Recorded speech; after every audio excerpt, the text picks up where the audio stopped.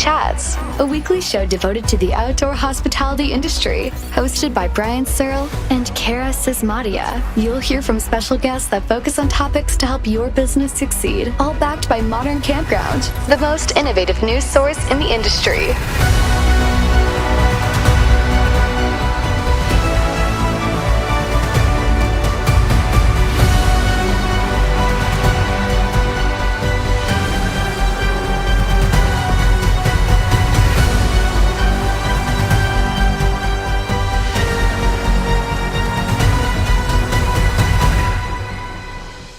Welcome, everybody, to another episode of MC Fireside Chats. My name is Brian Searl with Insider Perks, here with my dog, Riley, who is a lap dog and can't get out of the spotlight for whatever reason. So she's here today with me. I'm sitting outside. I'm back in Canada. Super excited to be back from the KOA conference, the RVIT conference, OHCE, the IAPA conference. It was really kind of action-packed 2 weeks here. But outside, it's beautiful. It's sunny. Yes, it's cold. Yes, there's snow there. But, super excited to just be outside as we all are. We work in this amazing industry and want to spend out as much time out here as we can. So we've got a couple special guests, missing a bunch of people this week because of the Thanksgiving holiday, as well as CRVC is having their annual board meeting, so that pulled away Cara, my co-host, and a few other people. But super excited to have Phil back. He is alive. He is here. He apparently does other things besides be on the show, which shocked me, to be frank. But we're super excited to have Phil back to talk about the RV industry, the RVDA convention, things like that. We've got Susan Carpenter back from the RV Women's Alliance. She's going to talk to us about some cool awards and some other things that have been happening with amazing female leaders in the industry. And we've got Peggy and Andy Staver, who are full-time RVers, right? Who are going to talk a little bit about some of their journeys and things that are going on. So I don't know. Where do we want to start, Phil? You take the lead. You decide. Well, sure. Thanks, Brian. And it's great to be back on the show after kind of a busy travel schedule this fall, as the industry's kind of getting back into some of its travel patterns and norms with some of the industry events. We're just coming off our annual convention for RV dealers that we had in Las Vegas, Nevada a couple of weeks ago, and had really good attendance. We were up 16% over 2021. Nice. We were really pleased to welcome back a lot of our Canadian friends who found it a little difficult to travel last year. It was an interesting conference because, while the market is softening, and certainly there's been a lot of attention paid to that, people were in a pretty good mood.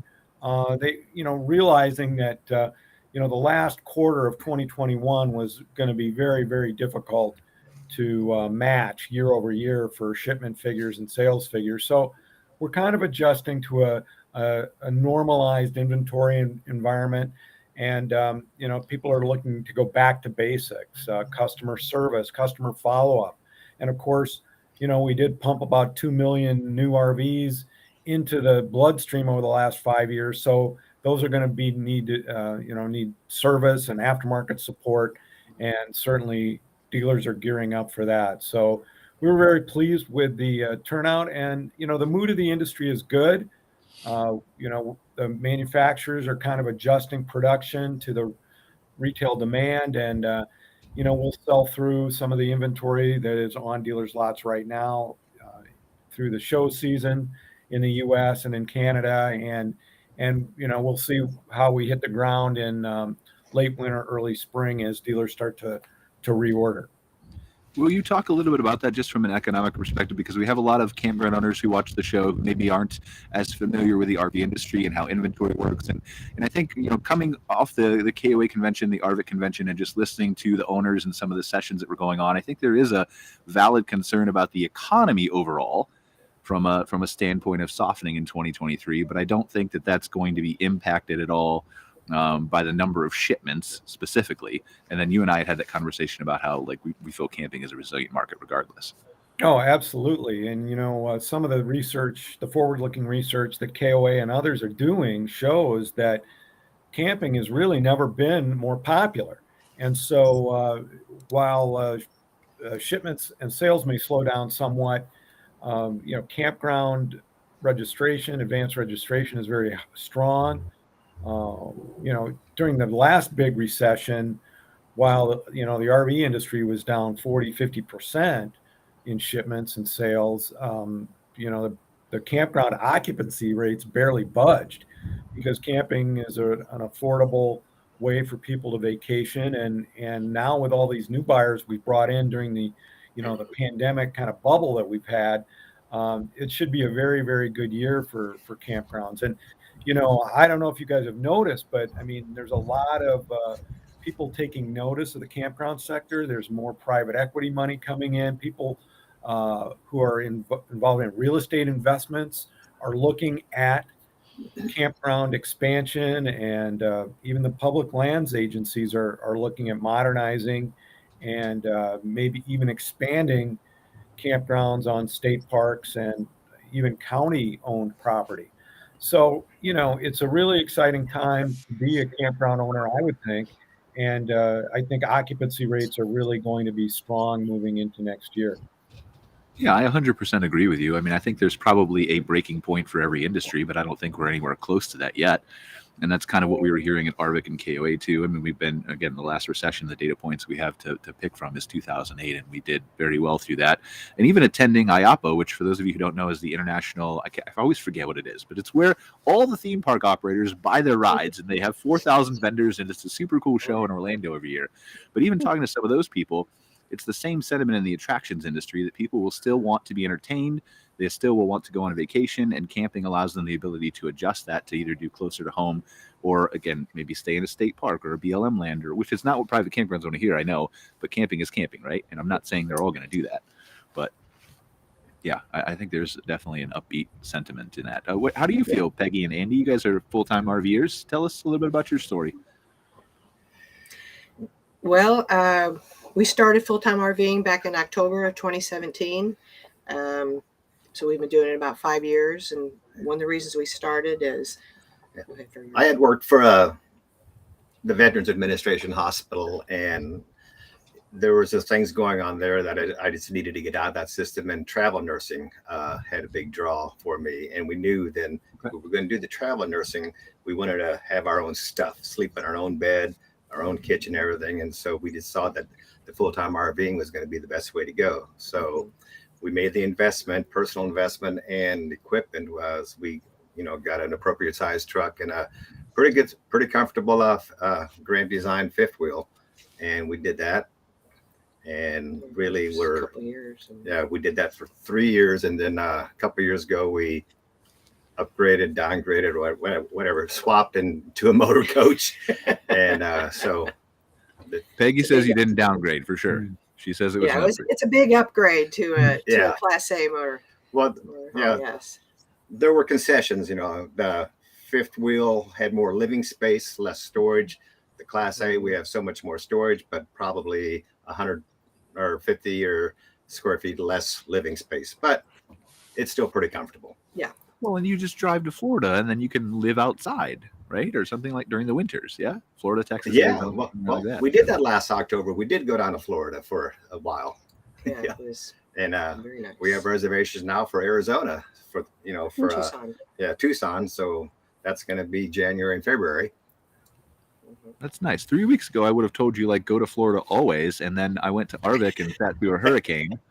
And I was promised sunshine with all the RVIC marketing. I'm not saying it's RVIC's fault, but it was, I was expecting sunshine, and I had to sit through a hurricane. So, but other than that, which is ending now, Florida is, just, it's a part of that freedom, right? That you get to be able to travel wherever you want. You can't pick up your hotel and move. Right. Yeah. Well, now that he's retired from the travel nursing, because we had to travel, we based it on the jobs. You go out there and look and see what's open at different places. So we did Arizona, a couple of Midwest, Texas a couple times, and so now we have more flexibility. New Mexico. How long have you been doing this? The traveling nurse? It was 5 years, just a little over 5 years. We started that October 2017. So can I ask you? And just because we've only got 4 people on the show, I'm trying to stretch it out for time a little bit, but I am curious, right? Because my girlfriend's a respiratory therapist too. How did what you did or change or traveled, or how did that impact with COVID? Did you change where you were going? Did you change what you were doing? What jobs you would accept? Was there more available? Yeah, it presented a lot more challenges. There were a lot of campgrounds that were closed, or the ones that chose to remain open. There were no facilities, so they stipulated when you booked, you have to be completely self-contained. Mhm. And so that made it kind of challenging. Also, the availability of campgrounds. There was a job I had to turn down in Nebraska because there was only one, and it was a good sized campground. They had no available spots. So I had to make some compromises on what hospital I wanted to work to. So we ended up going to Western Nebraska, and I did my 13-week assignment there.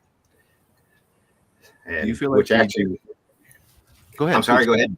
No, go ahead. We were just on a delay. I thought you were done. Sorry, go ahead. Well, the campground that we stayed at in Nebraska was an old KOA, and it was purchased years ago by an individual, and she's doing a remarkable job of keeping it going. Yeah, and a solo owner, a female, one person owns it, and she turned it around. It had been empty for years. Well, go ahead and shout her out if you want. I mean, give her the credit she's due. If you want it's Captain Critter's Country Campground in Scottsbluff, Nebraska, and her name is Sue, and I can't remember her last name right now. Right, that's awesome. You'll notice that Sue is a good name for strong female women in the industry. Okay. Okay. Yeah. Oh yeah. Isn't there Sue I Carpenter like on this? that. Yeah. It's the name. It's all in the name. Let's talk about that's actually a good segue. Let's talk about Susan if we want to swap to you. It's been a couple months since you've been on the show too, but talk about some of these awards you gave to some of these strong women who probably are not all named Sue.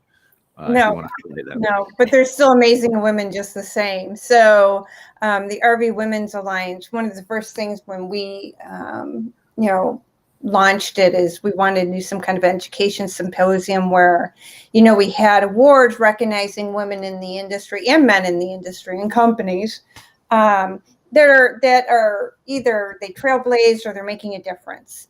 And so back about a month ago, 6 weeks ago, we had our first symposium in Chicago where, we brought in Purdue University and some speakers and did some really great leadership training. And then we had our awards ceremony. And one of the awards was the Trailblazer Award for Lifetime Achievement. And that went to Debbie, I always mess up her name, Brunforte. That's right, Bruno Forte. Bruno Forte. I knew Bill would get it. So little dealer, little prices. And Debbie has really been a trailblazer in our industry. She has the campground. She now is a part of the Campers Inn company. But amazing woman. And she really has trailblazed a lot of roads for women in this industry. And then we had our Leaders of Tomorrow Award. And this was somebody recognized that is younger or just starting in the RV industry. And, we recognize her as the leader for tomorrow. And that went to Alyssa Cox at Forest River. And then we had a Champion of Women Award. So one would be an individual and one was a company. And that is basically somebody or a company that is doing something to champion women within their company, their culture. The individual who won it was Kim Gregory out of CoachNet, and that's out of Texas. And the other one was Winnebago Industries. And how those awards, we had an award committee. There were quite a few nominations for these awards. And then, that awards committee did a very deep dive into, all the different criteria. Did they meet it? And, all that kind of stuff. So we're really excited to do that for the first time this year. And it was received very well, and we'll be doing it again next year. What do you think sets your awards apart, other than trying to recognize more female, right? I mean, what do you think sets apart your awards from? Because I feel like everybody's doing awards now, and I know yours aren't the same. So can you just kind of give us why yours are better? Better, but different? No, I think ours is different because it's not really focused on any particular segment of the industry. All you have to do is be involved in the industry. So it's not just a dealer or, a OEM or a campground or, a distributor or anything like that. It's not very focused. So it's anybody working within the industry, which casts a pretty wide net. And that's really kind of what RVWA is bringing the whole industry as a whole together, and, bringing women to the front the line basically. And we have men that's involved in it too. So we had a couple men also that were nominated for the Champion of Women, and they didn't win because they didn't deserve it. There was somebody that obviously deserved it a little bit more, and so she won it, but they were great contenders as well.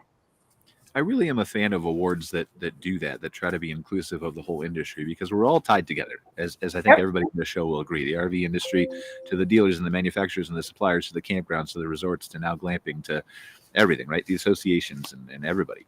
So it really is interesting to kind of let everybody participate in the same pool and see who the best of the best is, right? Yeah, I mean, we focus, a lot of empowerment and education and promotion, not promotion within your job, but promotion of women in the industry out there. We promote a lot of them, out there showing what they do and what they can do. And so, that's a really great thing that we're able to do that, is separate from everything and just focusing on that particular segment. Is there a place in 2023 that you'd like to take the awards or expand them and do it, now that you've had 1 year under your belt? Everybody loves Chicago. So it's very centrally located. I know a lot of people are here in Elkhart, but, we're not the easiest place to get to. And we wanted, once again, be inclusive and not just say, hey, it's just for, Elkhart. So Chicago was very well received. The hotel was very well received. So for the second year, we're going to have it in Chicago again. We're going to try to stay away from the Canadian Thanksgiving. We kind of oopsed on that one. We had it during your Thanksgiving. Whoops. Well, that's all right. I mean, we'll change it next time. We were talking with Phil right before the show started, like AOA and RVIC and IAPA and RVDA, and they all overlap because this is the best time of year for the industry. So you can't, it's impossible. It's hard. It's really hard. When somebody asks you when's the best time, it's like, there is no best time. No. There's just the time that's available, and you do the best you can. But after that, I think we'll expand. But for now, I think because it's so new, we're going to keep it in Chicago. It was well received. We had about 200 people attend. So it's awesome. Yeah, we're really excited about it.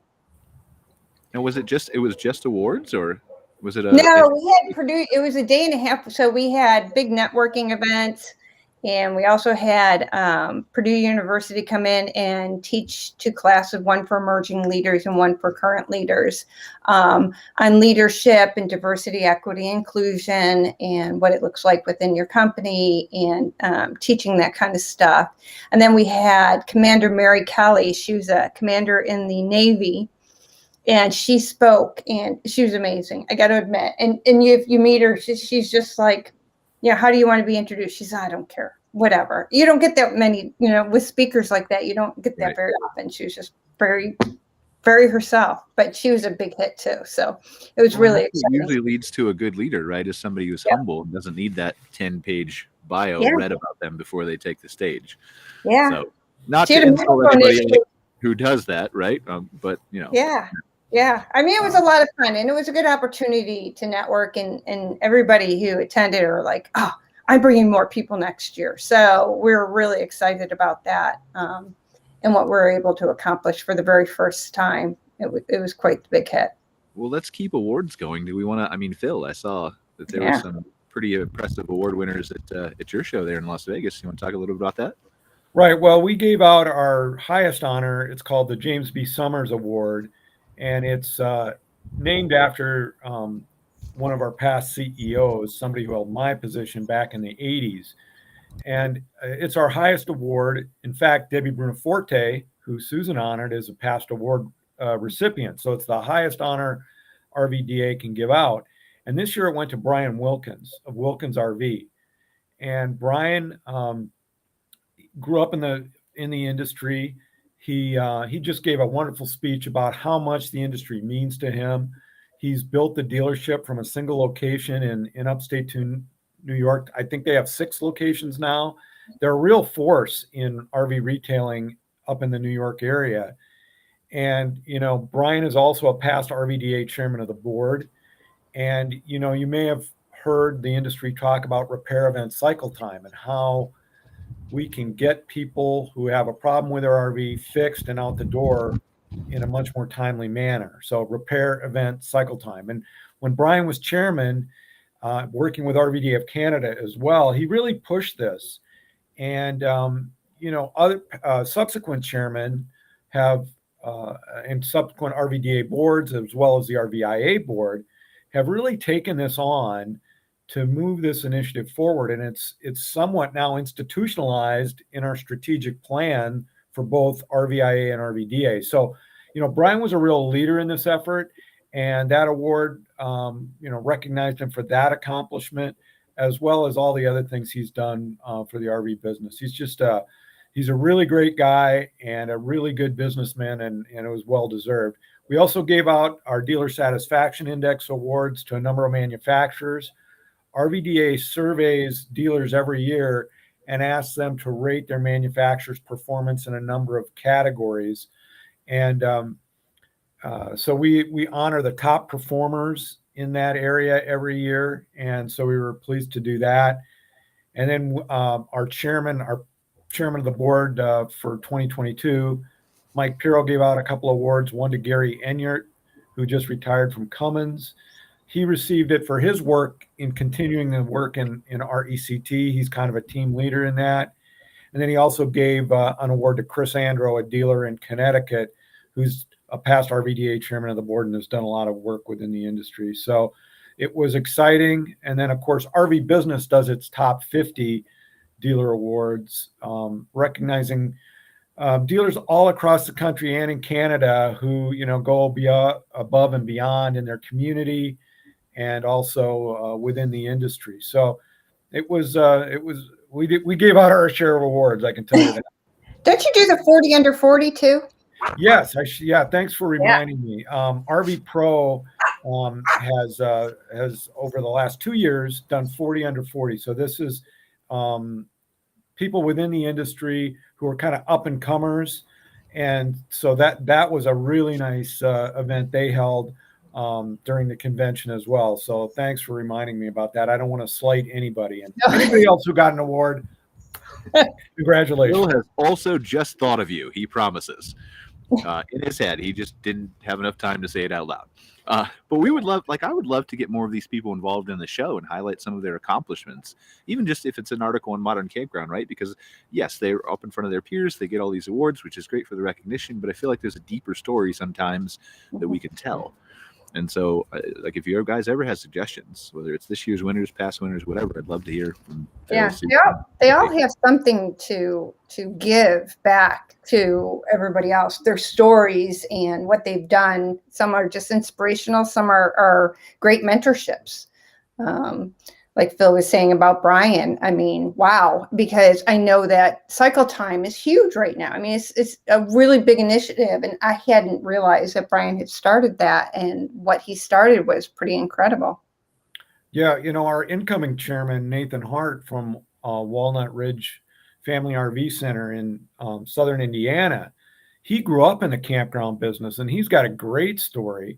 He and his dad bought a campground in 1991, and he was a little kid, and his brother, they worked in the campground cutting, grass and doing all this stuff. And then people would ask them about their RV and could they help them fix it or move it or whatever. And so they got the idea of, hey, why don't we start selling RVs? And so they've grown that business from a campground to a very large, significant dealer in Indiana. And now he's got other business partners. He's got RV dealerships in Louisiana. And so Susan's right. I mean, there are so many great stories in the RV business because a lot of it is second, third, and now we're getting into fourth generation people who've been involved with the industry. And it's kind of like once it gets in your bloodstream, once you start working in it, it's really hard to give it up because, what are we doing? We're trying to provide people with a way to travel, spend time with their family, and have fun. And, we've got, not saying we don't have our issues with support and things like that, because we do, and we're trying to work on those. But everybody does. A lot of people are, once they start in the business, they find it hard to extricate themselves. Yeah, I always leave once you're there. Once you're in, they'll never let you out. I mean, they just won't. And that's not a bad thing because this industry is pretty great. I mean, you take Peggy and Andy there. Those are the people that make our business, make or break it, right? Their experience and everything else like that. You talk about the market softening. As Phil knows, I've been in the aftermarket for way too many years than I'd like to admit, but my paying job. But as the market softens a little bit on new unit sales, back in 08, 09, when I had, I owned my company, we stayed afloat very well just because what we did was replacement parts. And I'm still in the replacement parts, just in a different company now. But that's where people are starting to fix up. We'll wait a couple more years and we can replace this hatch or whatever. And what they don't do, if money's tight, they might not replace an air conditioner. They may just open windows. That type of thing might take a little bit more of a hit, but you can't listen to everything. No, that they're saying anyways. But it is interesting. Like we were. Oh, sorry. Go ahead, Susan. I'm sorry. Well, I was going to say, you're talking about the RV dealers. We had a really good experience with an RV dealer recently in Bernalillo, New Mexico. If I could give a shout out to Aloha RV in Bernalillo, because we had to have our refrigerator replaced. I don't know if there was a residential, the LG refrigerators. There's a lot of issues with them. There were a lot of RVs that had to have them replaced, and they originally were going to take it out through the windshield, and the factory had. Well, when we purchased the RV, the dealer said, if you ever have refrigerator problems, you're going to want to get this extended warranty. So we did, because if it goes through the windshield, it's going to be minimum $7,000 to $8,000. So I was like, all right, you sold us on that. We ended up taking this to the factory for some warranty work, and we mentioned that fact to the coachman people, and they said, oh, it'll just go out through this particular window over here. So we remembered that. Also, with the residential refrigerator, a lot of repair companies won't come in knowing it's an RV. Yeah. So when we booked with a company in Albuquerque, they didn't ask, we didn't tell them, where we were living. We just gave them an address. The guy showed up, didn't say a word, reported back to his people, and then his boss contacted us and said, well, had we known you were in an RV, we wouldn't have come out. Yeah. So then I asked him why, and he said, well, there's a risk of destroying trim work, which in my mind I thought that can happen in a sticks and bricks home too. And then he also mentioned the lack of space. Was that the tech didn't complain about that at all. So we talked back and forth a little bit, and he agreed to finish the job, because I kind of said, I think it would be good for you to finish what you started. And he agreed with that. Yeah. So we gave that repair company great reviews. They unfortunately couldn't fix it. And we had a big back and forth with the manufacturer. And this would take hours to explain. Anyway, we kind of did some preliminary shopping. We went to some big box stores, found a refrigerator we wanted. And we made arrangements then with the Aloha RV, told them what we were going to do. They thought they were going to have to go through the windshield. I said, no, it'll go right through here. They ended up having to take the doors off the fridge, got it out. The new refrigerator was slightly smaller, same square footage, but outside dimensions were well within proportions to go in and out the window. So that was a great learning experience, great experience for both of us. The company and us. And they worked us in. They knew, we had to order the refrigerator and have it delivered. And, we went to that. We just went. Didn't we go there? We didn't do it by phone. We went there to get the appointment set up and everything. We found that it's a lot better to show up in person places than it is to try to do things over the phone. And so it was great. They did it and it looked great. They put the window back in. We had no issues with the window. Everything's sealed up. 6 people in the forklift. They had to reattach the new refrigerator to the back wall so it doesn't bounce out down the road. It was quite a thing for anybody that with a motor coach and they have to replace a refrigerator. It's not a small thing at all. So we're glad we got that extended warranty. Is there a way, and I know we've talked on the show before, right? And this is just an ignorant question from my standpoint, probably to Phil and to Susan to a certain extent, but is there a way that well, I don't know what I really want to ask. I guess I'm trying to ask, you're basically saying, Peggy and Annie, that this guy didn't have RV training, right? Who actually helped you. Is that accurate? Right. Okay. Well, he was a refrigerator repairman. Oh, yeah, because their business is based on residential. Yeah, and it's a homes. residential refrigerator. Yeah. So are there, I mean, what percentage, maybe Phil, like what can be done by somebody like this outside of the refrigerator, and what has to go in for specialty? Because I know there's a shortage of people who can work on this stuff, It's right? frustrating. Well, I mean, I think they're in a larger coach that can handle a residential refrigerator. Most all RVs, right. the vast majority of RVs have the smaller ones, the the college dorm. Domestics, the other types of RV refrigerators that are meant for RV and marine use. So, but when you are in a larger coach and they do put those bigger ones in, then you kind of get the stories that we just heard. And I am glad you had a good experience with Aloha RV there. They're a great member in New Mexico of RVDA, and that's certainly kind of get to the point of what we saw during the downturn was the most successful RV dealers that were able to weather that storm back 10 years ago were the ones that had full service. Right, Susan? I mean, the people that have a commitment to not only just selling the unit, but also servicing what they sell. Yeah. And that's kind of where RVDA's bread and butter is. In fact, to be an RVDA member, you're supposed to have service facilities as well. So, and certainly, there's varying levels of that, but the most successful dealers certainly are full service dealers that service and have parts department and all that as well.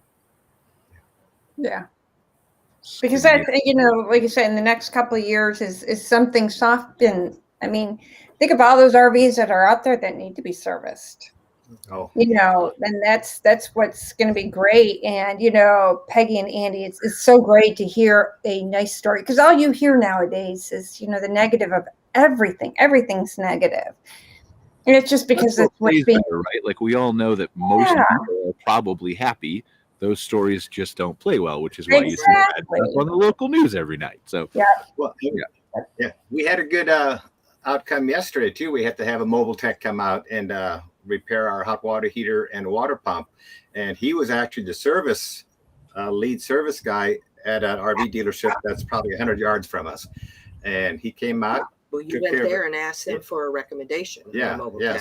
So this local RV dealership gave us his card, and it was a great experience. And so we got everything done in a couple hours. So shout out to this gentleman, the RV tech. He was a rock star too. Yeah. So who all comes to is it just dealers who come to the RVDA convention, Phil, or are there separate conventions for manufacturers and suppliers, or I'm ignorant, right, from this? Well, RVDA, we have it's primarily dealers that are the attendees, and then we have a exhibitor. So we have an expo floor. It is primarily services that dealers use in the back end, everything from computer systems to marketing companies. There are some suppliers there. We do have a few rolling stock units on the floor. But we encourage everybody to come to the convention, because I really do believe that the suppliers get a lot out of it as well when they attend some of the workshops that we do for the dealers on customer service, on managing the dealership. I mean, the more you know about your customer, the better you can serve them. And I think we also do a specific vendor training. We allow that opportunity. There's a lot of interest in that, especially as RVs have become more complex over the years. There's just a lot that goes into it. And so whether it's a computer system or new features and on some of the component parts, towing systems, things like that, we allow the vendors to do some actual training and right at the convention as well. So it's grown quite a bit over the last few years.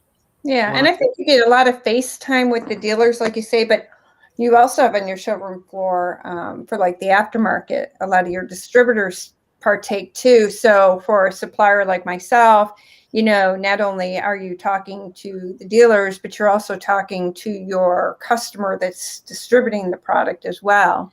It really is a good show. I didn't get out there this I'm year. glad you said that about the inclusive, anybody who's welcome to come, Phil, because, just like we talked about the awards, I think everything goes hand in hand.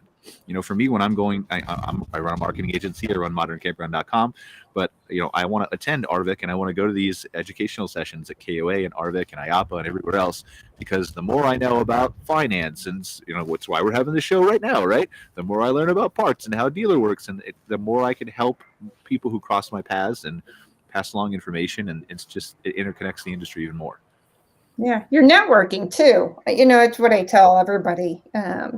Networking is your number one tool for anything to be successful in life, is just to network, get to know other people, what they do, learn. There's so much to learn out there, like you said, Brian. I hope I never stop learning. There's still things, that are just like, But you're not wrong about networking. I'll go. I spent 2 weeks in Orlando, right? And this is not my favorite thing to do. I'm an outgoing person, but there's other things I would do than stay up till 2:00 in the morning drinking whiskey with people or whatever. But those are the good conversations. Those are the networking. Those are the times you hear tips that you wouldn't hear anywhere else. And so I did that for 2 weeks straight and killed myself and went 4 hours of sleep, but it was great. And I met so many people and had so many conversations and learned so many new things and met so many new people. And we've had those conversations with some associations both in the States and in Canada too, about what does the future of conferences look like post COVID. And some of them will stay the same, but some of them are adjusting. Like the glamping show cut down a little bit on their education, focus more on networking this year. And I think that's one thing that you will never, ever replace, regardless of what happens, is that networking. Yeah. It's key. It really is. It's super, super critical. What else we got to talk about? We got about 20 minutes left to fill here, guys. What's new? And what were you up to this summer, Phil? What's happening? This summer, speaking of national parks, took the family to Acadia, which was a beautiful place to be. It was interesting there to see that the campgrounds up there were full. I mean, they were full. You could not get a spot unless you had made a reservation at least 6 months in advance. Always Both been the public and the private sites around Acadia were full. No, like I was telling you, I think the industry is kind of getting back to some normal meetings. Some state RV association meetings were held.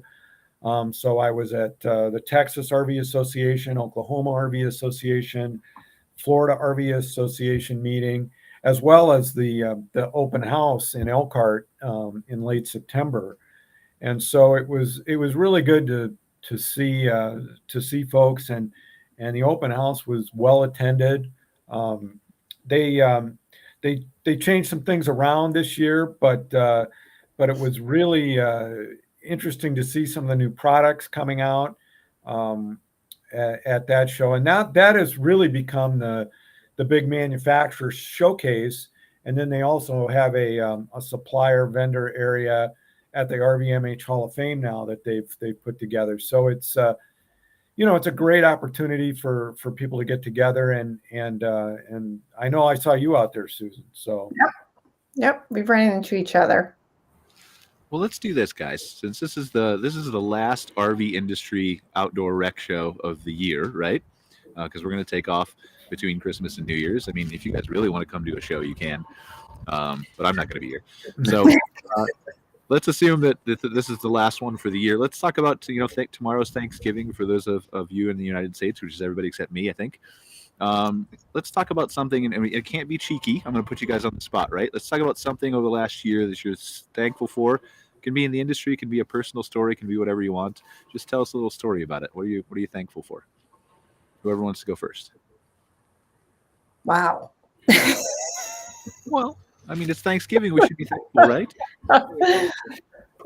I think for us, we're very thankful for the ability to, speaking from a nurse, for me to be able to help people in their health crises. But we are also thankful for all the people that we met over the years. And sharing our knowledge through our experiences with RVs, and just helping out people in the RV world, healthcare, and also in our travels, we attend local churches and stuff. And so we're grateful to be able to share with the local people. And so I think it's just been a wonderful opportunity. We're in contact with people we met years ago at a campground, and some of them we get together with them at other times. Yeah. Some of them we met a couple at a rally back in 2016 for I don't even think they're still out there, for what they used to be called the RV Dreams. RV Dreams. It was Howard and Linda Payne had done that, if you ever heard of them. They're real big in that. But we met a couple there, and we're still in contact with them. They did full-time RV for a while. Then they decided they wanted to have a place in Rockport, Texas. So they built a little cabin there, and then they were traveling around, and then ended up doing their winters in Rockport. Then they said, we're done traveling. So then they built a little place in Arkansas.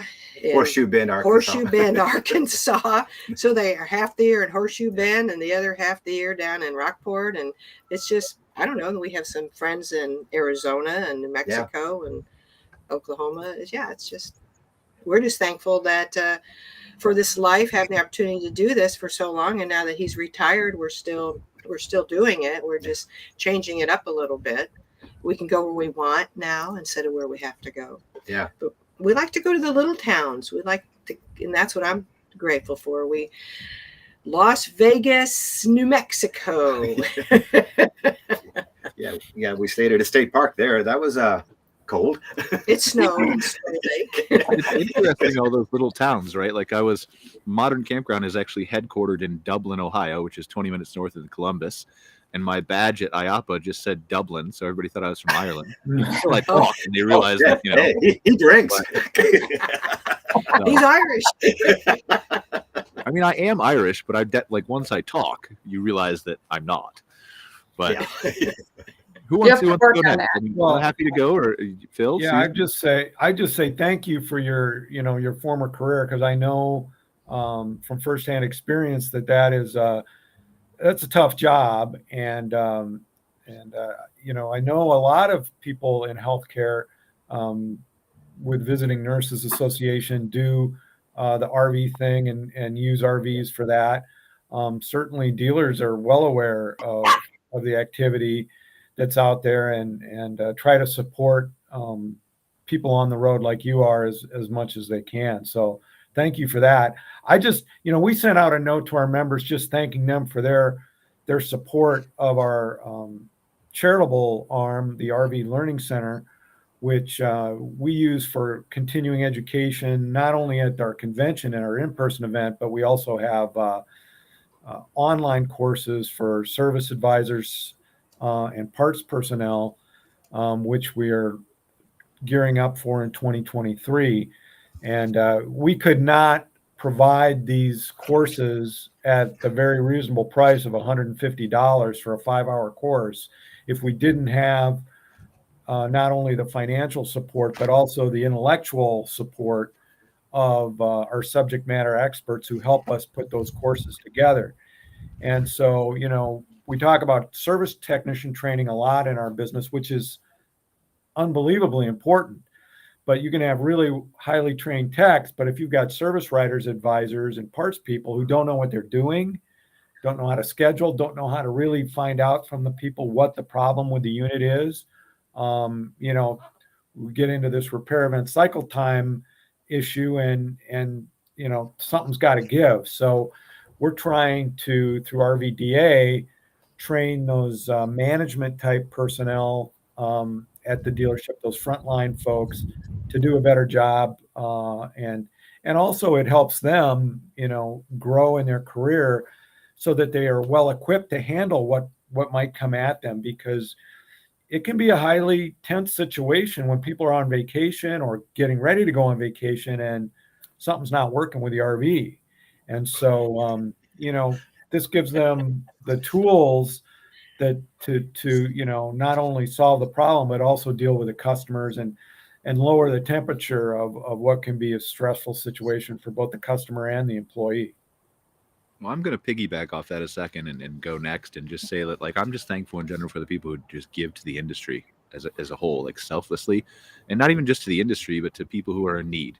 And some of that ties into the industry, right? Like we were at KOA's convention. I was at KOA's convention last week, and they do, as they always have done for years and years and years, a big thing on care camps. It used to be KOA care camps, now it's just care camps. And just hearing, they invite people up there to tell their stories about how camp changed their lives, and just the people. I think they raised $2.4 million or something last year to send these kids with cancer to these camps, and just it's crazy. It's so emotional when you see, like, it really puts into perspective, like, your whole life, right? Like the things that you complain about, the things that I would complain about on a daily basis are nothing compared to what it could be like if you had cancer or you had something else that was tragic in your life, or a family member was suffering or something like that. So I guess I'm just thankful for all the people who give to care camps, for obviously KOA who supports it, for all the other organizations I know in the RV industry that support it as well, Thor and all those kinds of places. And not just care camps, but to what Phil's talking about, to the people who help support training and the growth and the education and all the things that make our industry what it is. That's mine. Wow. Those are hard acts to follow. Mine's, I could probably talk about it for a couple hours because, through the trials and tribulation through your life, is the older you get, and I think we're all a little bit older, you become more and more thankful for even the littlest things, right? As silly as it sounds, your health, your family. I mean, those are very, very important to me. But like you guys said, this industry, I'm very blessed and thankful to be part of this industry. I love this industry a lot, just like a lot of other people in this industry. I grew up in it. I was second generation. The third generation in my household said no way, and they went and did other things. I think living with me and hearing all about it. But anyways, this industry is unlike any other one. I've worked in other industries as well, as I was with the RV side, but just to be able to be a part of such a large but yet small family-like industry is pretty incredible. And anywhere from, Peggy and Andy, the people that are actually in the coaches, to the people that build the coaches, and the role I play in RVWA that I never really expected when we first started the organization was the different people I got to meet in so many different roles, and such incredible, inspirational people. And I'm really thankful to be in that role, to actually get to know these people, and they've done nothing but enrich my life. I mean, I don't think you did a pretty good job, or pretty bad job, following us, Susan. That was pretty good. So, I almost misspoke there. That was almost terrible, but I corrected myself quick enough, I think. No, not at all. I mean, it's fantastic. I mean, Peggy and Andy, you're still doing it, so you must love it. Yeah. Yeah, we've, how many coaches have we had? What are we at now? Well, let's see. We start out with a pop-up, 2 travel trailers, 2 fifth wheels, and the motor coach. Yeah. I'm the only one that went from the pop-up to the travel trailer to the fifth wheel to a tent. Oh, now that's downsizing. Very much. Maybe they didn't get lucky and couldn't find somebody to replace their refrigerator. Yeah, right. They're still camping, though. That's the important part. They're still camping. Right. That's right. Well, and that's the thing. I love camping. I mean, I grew up on it, and I grew up on RVing. But when I moved, I just don't have time. But I still love the experience. So I don't think I have a tent, but it's not necessarily roughing it, because I have an air mattress that's like super deep, and end tables. Yeah, so it's a little bit more of a glamping camp. I'm all for roughing it, but my body doesn't agree as the years continue to stack up. So. Exactly. I couldn't get off the ground if I was sleeping on the ground. Those days are gone. Yeah. I feel like I probably have a couple more days of those, but it's going to be creaky. So, yeah. My chiropractor will help with that. It's not good. So what else? Let's do this. Go ahead. Sorry. I was just going to say, I just found out over the weekend, my brothers who live in Minnesota just went in and shared the expense of buying one of these RV ice houses. So it's a RV in the summer. It's a travel trailer in the summer. And in the winter, they can haul it out on Mille Lacs Lake in Minnesota and ice fish out of it. So I can hardly wait to go visit them and see this thing in action. That's so cool.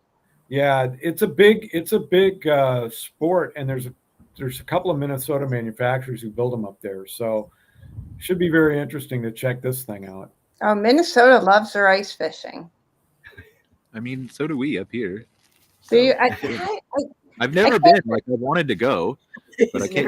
Loves it. Sitting in a tiny 2x2 hut is like the thing to do. Like, I don't know enough people in Canada yet. I just moved up here, so all my friends are down in the States. But how do you catch ice? That's a good question. Anybody? Phil will be able to answer that for us after he goes and hangs out with his family. And yeah, I guess those fish are pretty hungry under the ice. Yeah. I don't know. It's kind of like hunting. Yeah, I grew up shooting a gun and stuff like that, but sitting in a deer stand all day waiting for deer to wander by, just I'm too antsy for that. Oh, so am I. I'm going to the grocery store or a farmer's market, right? Like I would. Yeah. We have the Amish around here big time, so we go to some kind of Amish place and buy everything organically. Yeah, and there's some good restaurants in that area. Yes, there is. All right, well, let's close out this show and say it's also, again, our last show for the year, right? So what are you most looking forward to in the industry, or personally, too, if you want to take it that direction in 2023? Ooh, so I'm looking forward to it to slow down, I mean, not the what everybody's talking about, but the last couple of years, your hair's been on fire, and it's been so difficult and challenging to keep up with everything. And, so I'm kind of looking forward to kind of getting back to more of that normal where, you have a little bit more time to do what you need to do rather than what you have to do. Yeah, I'm kind of in the same boat there. I'm really looking forward to the industry's continued focus on working on that repair event cycle time issue. I know Gary Enyart, Nathan Hart, my incoming chairman, new chairman of the board, the RVIA folks, the people at the RV Technical Institute in Elkhart, which is training techs. Everybody's focused on it. And, we've had a number of these initiatives, Susan, over the years to try to do something. This time, I think it's really going to stick and move forward. And I'm just really excited to see where we go on this, continuous improvement to try to keep people on the road and get them in and out of service bays quicker. Peggy, Andy? What are we looking forward to in the new year? Well, just continue to meet new people and hang out someplace warm in the wintertime. Yeah, and because he's retired, we are working on our own thing now as freelancers. Yeah, I'm a photographer, and I do landscape, nature, and I'm also a certified 107 certified drone operator. So we're trying to grow that building and work on my stock photography and market to, for instance, RV parks that might need some advertisement. Yeah, we've done some websites for 2 RV parks is all we've been able to do on our own so far. I write the content and he does the photos. So I'm hoping that in the new year we can maybe move forward with that a little more. That's awesome. I think from my perspective, like I'm really looking forward to and I can't say this without talking about my own company, which I rarely do. I'm not a self-promotional type guy, right? But I run Insider Perks. We do marketing for 400 campgrounds. And one of the things I'm looking forward to is kind of this pivot that I've been trying to do for years that kind of got stalled with COVID. And that's pivoting more into a marketing, tech, security, data company that does more than, because people just kind of view marketing when you tell them you do marketing. Oh, you post on social media. No, that's not no. So much more. Yeah, but I'm really interested in how this industry is changing, and part of that is brought on by COVID and the adoption of technology, and even things as simple as Zoom, but also coming from IAPA. in Orlando and looking at some of the innovations there. That yes, that show is attended by some campground owners, but it is not traditionally even close to thought of as a show that campground owners can go to get things and amenities and attractions for their properties. And so they sat down, and I attended as press, right? And we sat down and we interviewed the incoming CEO of IAPA, and we talked about outdoor hospitality and outdoor resorts and a little bit about RVing and things like that. But just walking the show floor and thinking from my perspective of what are some of these vendors who aren't targeting campgrounds who could be. And I'm excited to kind of work on some consulting and strategy and think about some of these things from a unique perspective that campground owners can continue to adopt as technology becomes more of a solid, firm ground that some of these parks adapt to. There's two things that really stuck out in my mind.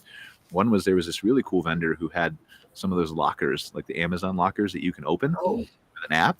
And so I was talking to him. He never thought about it before. I said, well, obviously there's this basic, put it in the campground store, outside the store, and you can, have people be able to place orders via an app. And then they can open, get a text message when it's ready. And so you can sell stuff from your store and put it in there. But one of the things that made this really unique is they can come in different sizes, and they can also be refrigerated or heated. So you can put heated food like pizza slices or store for restaurant food or bags of ice, and so these things can be ready and kept temperature controlled even for late check-ins and checkouts, and just all kinds of cool stuff like that. I think is that's one of the things that really stuck out to me, and hopefully we'll be able to get him on the show and more involved in the industry. And then there was a really cool company, I don't know if you guys have seen these last mile robots that do delivery on college campuses and stuff like that. And there was a super cool company at IAPA that had one where you just stand right in front of it, press your thumb, it recognizes you, and that's all you need to do. And then it will follow you, whoever that is. And so I told them, well, you need to have these at campgrounds, and that's a revenue source for owners who maybe can have an ability for this robot to follow you around and carry all your stuff to the pool, your towels or stuff like that, or firewood back from the store because they can't carry it, or ice or whatever it is. And so this is, kind of a gimmick, but it's a revenue generator. It's an Instagrammable thing for your campgrounds to share. And they can carry 20 to 40 pounds, and they're super easy to operate. And I don't know. So just, I'm really interested in thinking outside the box and seeing where this industry is going to go, because it's going to be super cool. Yeah, that is cool. Order ice and it can deliver it to you too. I went to a bowling alley the other day, and this robot, somebody ordered something, this robot comes over and delivers it, and I'm like, wow. Yeah, I mean, it's changing really fast. That is one of the use cases too. The lady was telling me, well, we have hospitality hotels that we work with, where the guy will follow, some of the staff will have the robot follow him around, and they'll have some of the essentials like toothbrushes and deodorants and things you might have forgotten. They'll sell it out of that. So, but yeah, I'm really, it's all, like, I love challenges. I'm a big tech geek for anybody who knows me. So, I'm thrilled with the adoption of some of this stuff. I eat it up. I love it. So, yeah, I like it. All right. Any closing thoughts? We've got 2 minutes here before we wrap up the show. Just thank you, Brian, for everything you do. Love this show. I think you do a great job doing this. You and Cara putting it together and inviting us to be guests. I really enjoy being here. Well, I appreciate that. Thank you for letting us be here. Yeah, thank you. What I do is nothing without Susan and Phil and Peggy and Andy and all the other people who have appeared on the show for, I was thinking about the other 2.5 years. I think it's crazy. I've been doing this every week. Cara and I have. But yeah, it's nothing without the guests who are sharing their stories, who are talking about these things. So I just kind of string it all together, and I'm not even a pretty face, so I don't really know what I do here, but I'm happy to do it. You're rocking the sunglasses. Yeah. I mean, yeah. And where's the four-legged co-star? I think sleeping next to him. Oh, there we go. So that's Riley. All right, guys. Well, if there's nothing else, I really appreciate you guys being here, especially the day before Thanksgiving again. Hope you guys all have a wonderful, amazing holiday with family, friends, watching football, drinking alcohol, whatever you guys are going to do. Just having a good time. Maybe eat some turkey for yourselves. Don't get up too early and go Black Friday shopping. Things are available online, so nobody's planning any violent bursting through lines, pushing people aside. Hopefully, we can all have a peaceful, good holiday. And thank you guys again. I really appreciate you all being here, and we'll see you on the, 4th week of January, I guess. So yeah, see you next year. Yeah. Have a Merry Christmas, Happy New Year's, and all those kinds of things. So take care, guys. I appreciate you Thank all. you. Thank you. Thank you. Bye. Thanks for watching this episode of MC Fireside Chats, hosted by Brian Searl and Cara Csizmadia. Have a suggestion for a future show or want to see your campground or company as part of an episode? Email us at hello@moderncampground.com. Join us next week for another episode. And don't miss the latest outdoor hospitality news and commentary from around the world at moderncampground.com.